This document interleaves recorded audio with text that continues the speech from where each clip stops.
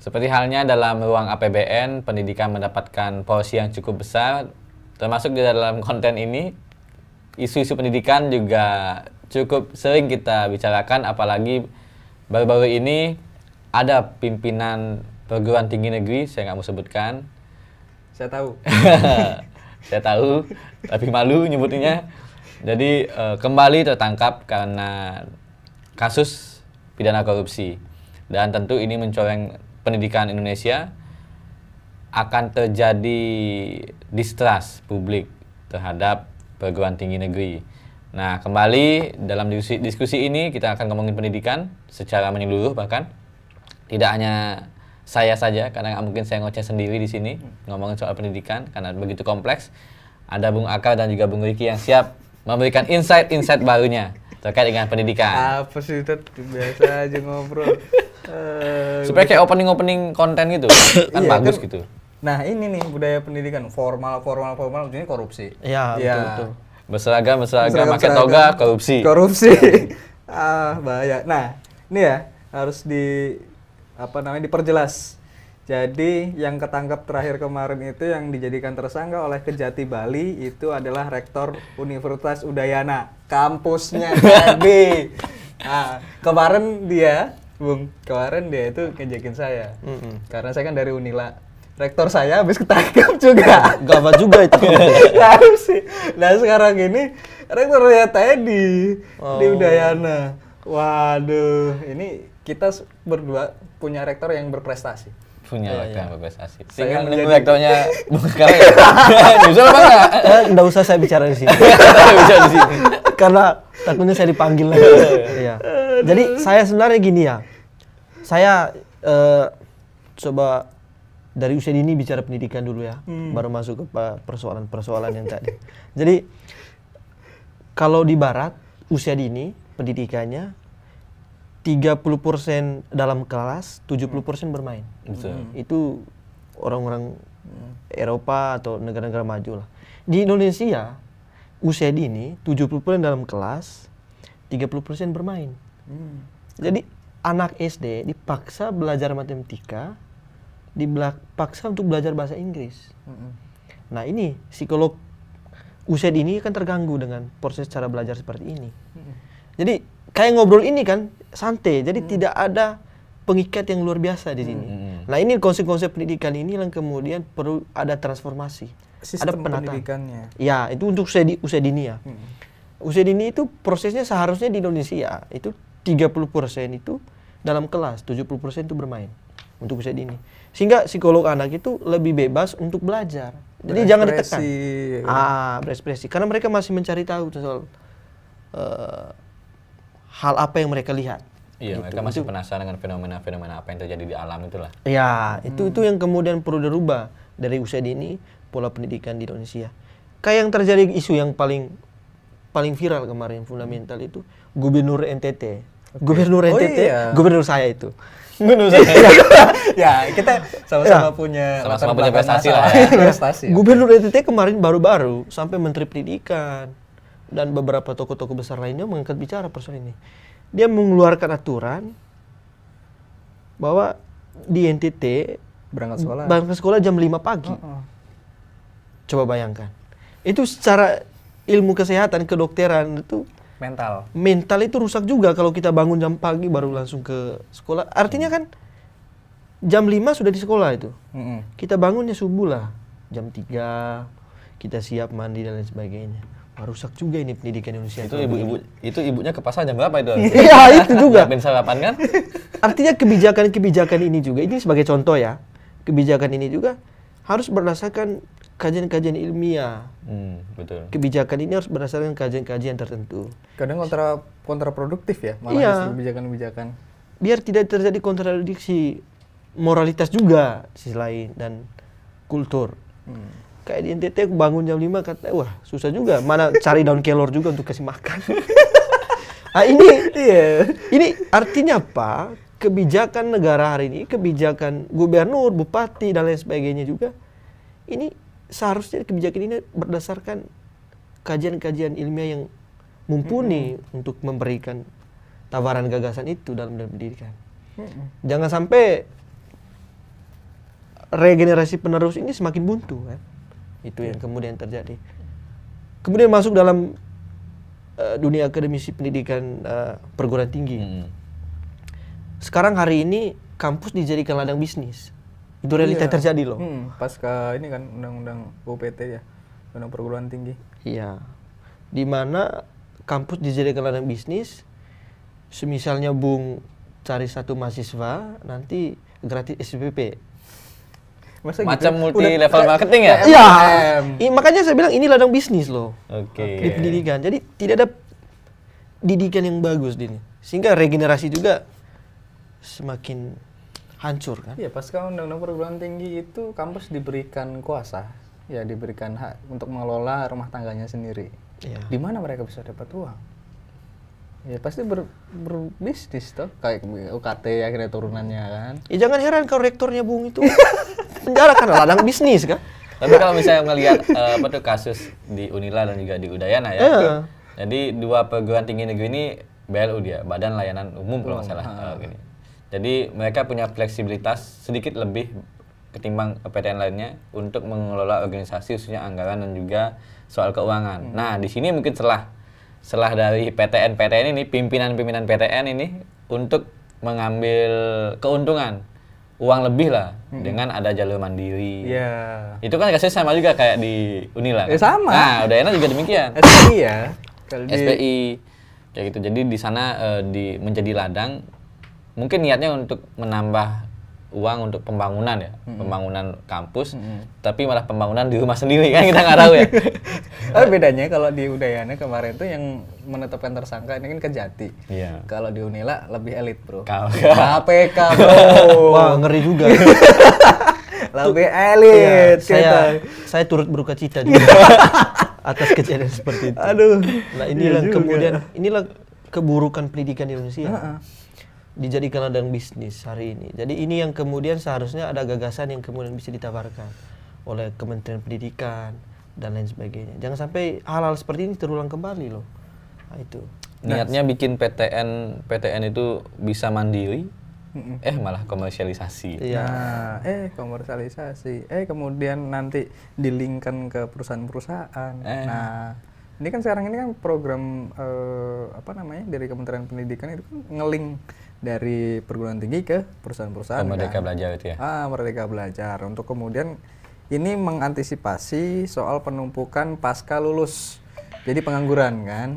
Makanya harus dilingkan mereka itu. Jadi semuanya perguruan tinggi hasil lulusannya ini biar keterima kerja. Tapi soal esensi ya, ini seharusnya kan esensi pendidikan itu untuk apa sih? Betul. Dan ya saya juga di Makassar, kan saya tamatannya Makassar ya. Saya juga 2 kampus di Makassar. Kampusnya juga bermasalah.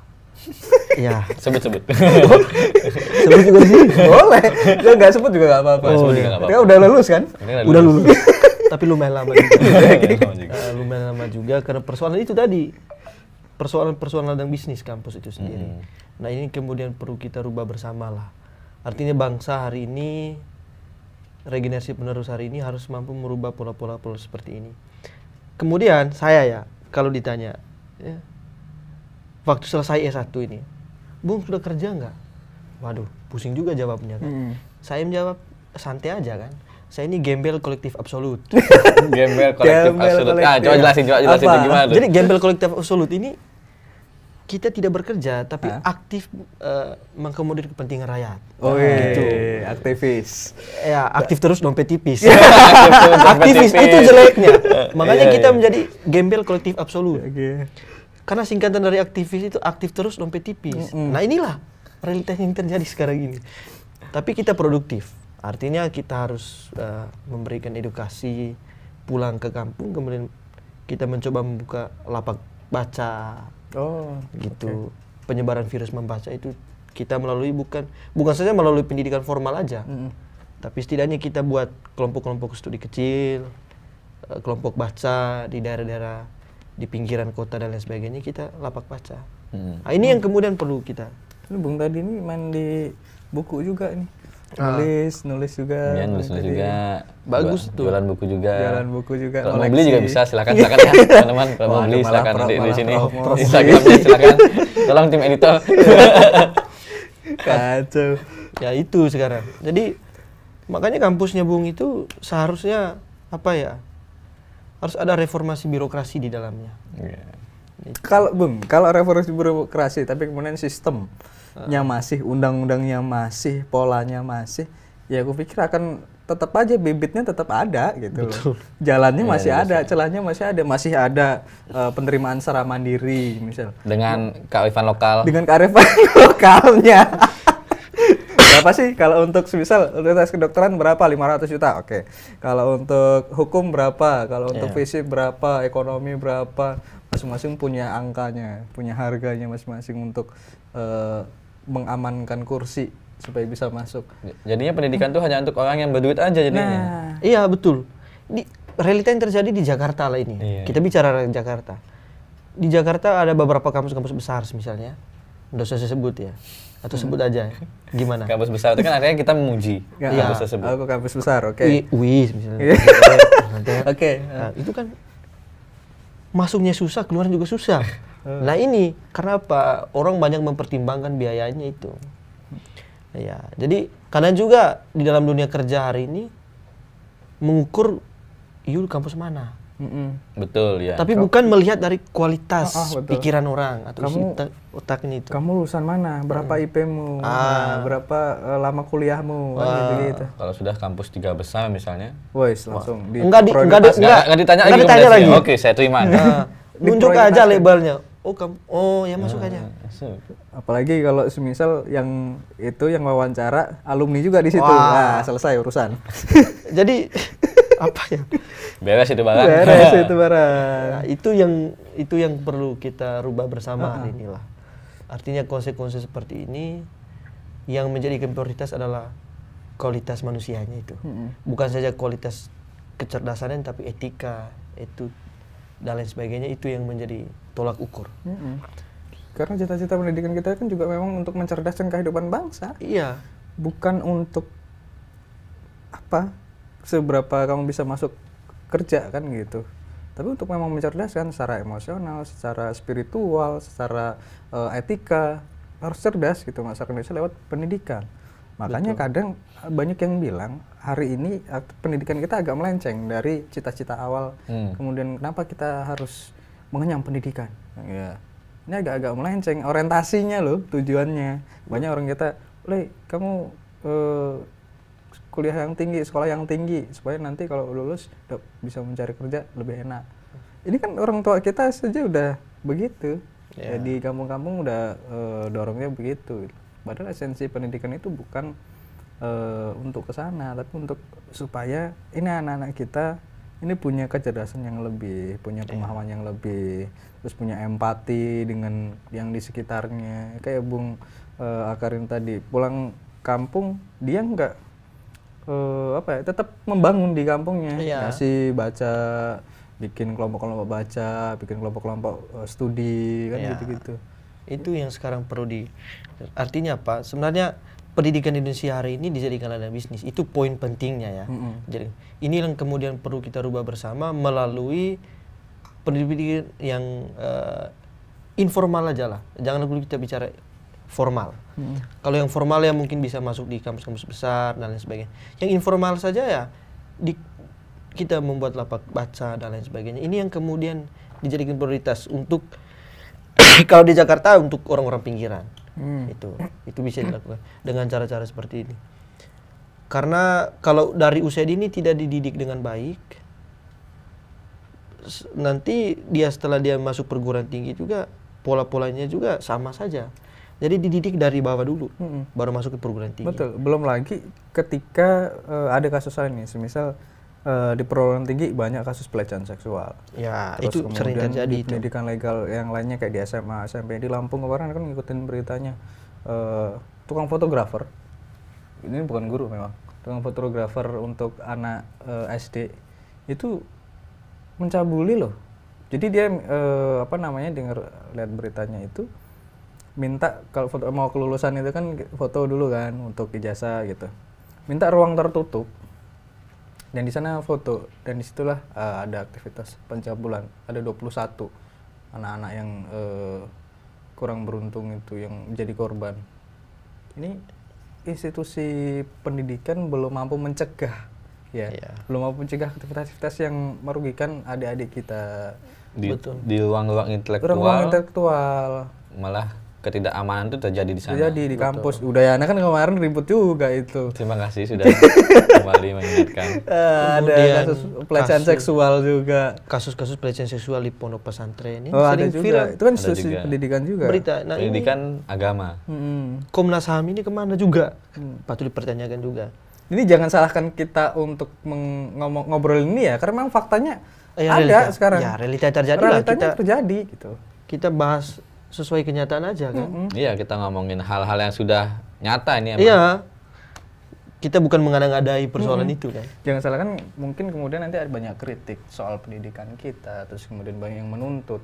Karena memang realitanya yang nggak punya nggak bisa kuliah, Ya, ya kan? Yang punya bisa kuliah, tapi juga nggak pintar. betul. Karena cuma mengandalkan yang dibutuhkan mereka cuma butuhin aja legalitasnya aja gitu. Jadi nggak betul-betul kayaknya pendidikan kita memang mencerdaskan ini belum. Mungkin belum tahap. Bergerak menuju ke sana atau bergerak menjauh dari sana kan kita nggak tahu ya. Kalau tadi Bung Riki bilang sih sudah menjauhi dari arah cita-citanya sih. Iya. Malah seperti yang dikatakan tadi oleh Bung Aka, komersialisasi pendidikan semakin marak sekarang. Iya, itu sering terjadi. Termasuk ya, misalnya di kampus saya sekarang kan, itu. Nggak usah saya bicarakan nama kampusnya apa ya, pusing juga itu. Jadi apa ya, hari ini memang perlu, artinya channel ini juga memberikan edukasi lah soal tawaran-tawaran konsep bagaimana pendidikan hari ini. Ya itu tadi, kampus-kampus besar ini harus membuka ruang seluas mungkin untuk mencerdaskan anak bangsa. Jadi jangan, kadang kita dibatasi oleh anggaran yang terlalu besar ini soalnya. Nah ini yang kemudian perlu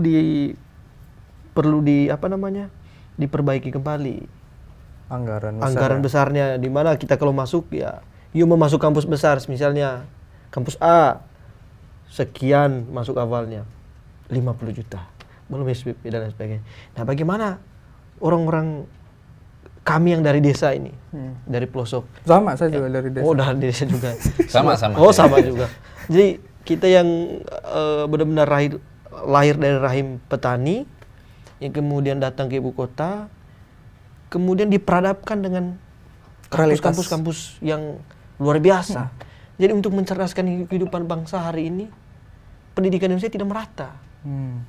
Itu diprioritaskan untuk orang-orang banyak. Kalau mau dapat fasilitas yang bagus, akses yang bagus, terus kemudian kualitasnya yang bagus, di perguruan tinggi yang bagus gitu, orang desa nggak mampu.